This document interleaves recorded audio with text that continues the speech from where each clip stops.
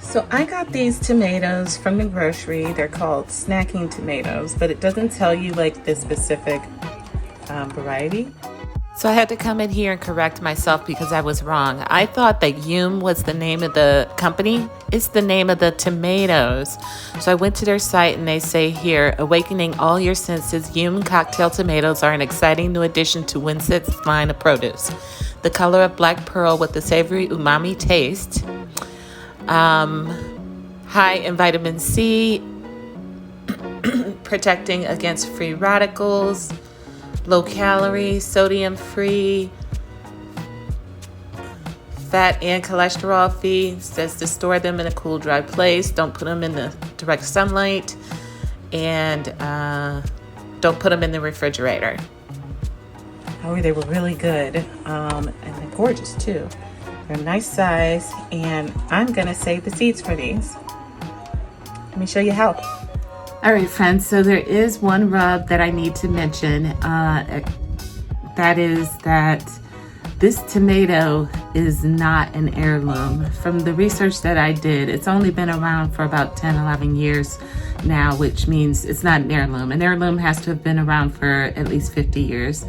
So I'm not sure how stable this tomato is, but we're gonna find out. My feeling is even if I get a version of one of the parents, it's a really tasty tomato, and so maybe I will like that one equally as well. So I'm still gonna go ahead and give it a try, even though I'm guessing like the chances of me getting exactly what I showed you in that container are about 5 out of 10. But it's worth it, I think. And this will be a fun experience. We'll see what happens. This is what they talk about when they say, you know, you can save any seeds you want to. They don't have to be heirlooms. The only thing that'll happen is you may not get what you started with. And so that's the position I'm finding myself in right now. But I'm okay with that. I don't know when I'm going to grow it, but hopefully soon. I'm thinking I want to try and do it over the winter, so that in case I do manage to, in case it is a fairly stable tomato and I'm able to regrow it, and then maybe I can grow some next summer, some of my own, because that package that you saw costed $6. And that's a lot for very few tomatoes, but I knew they were going to be good. They just looked good. Oh my goodness. Anyways, so just wanted to get that out there. These are not an heirloom. All right, so got my tomatoes here, just a couple left, and I've already started. What I'm gonna do is cut these in half and then squeeze them out into a strainer. It's real simple. So I want to be clear, I did not come up with this method for saving tomato seeds. I actually got this off of Stacy over at Hands in the Dirt. You should check out his channel. Sometimes he just drops some nuggets in the middle of nowhere, and this was one of them. I was watching one of his videos. I can't remember if it was last year or this year, but either way, he was in his garden, and he decided he wanted to save some seeds, so he did this very thing. He had his colander outside with him, and he cut his tomatoes, and he squeezed out the gel with the seeds into that colander, just as you see me doing here.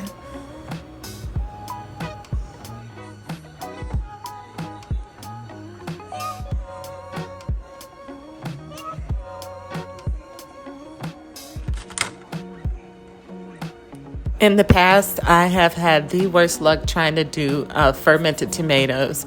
And so I gave up after like a year of trying to do that. And I just became somebody who bought their tomato seeds new every year until I saw Hands in the Dirt Stacy do this.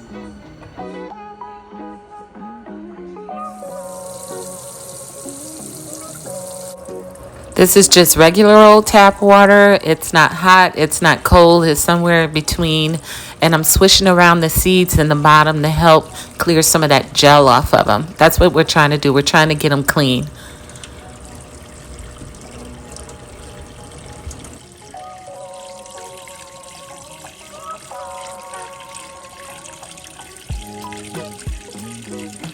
At some point, the water will start running through the colander with ease. And at that point, that's when I determine that the seeds are pretty clean and the gel's not stopping up the holes anymore. You can kind of see they're mostly clean at this point. So I'm just swishing it around, doing it a little bit more. But at this point, I think we're good to go because we don't have anything holding up the flow of the water coming from out of the colander.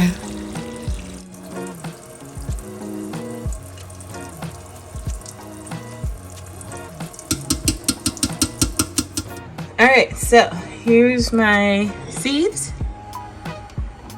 I just dumped them out on this plate and then I'm gonna leave them to dry. And then we'll come back.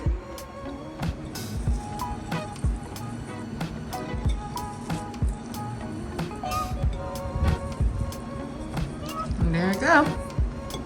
Whole bunch of tomato seeds. So easy. No fermenting. This is foolproof. Look how easy that was, guys. So to recap, all you do is put your seeds and gel into a colander, rinse it until they're clean, lay them out on, I put mine on a plate, let them dry, and boom.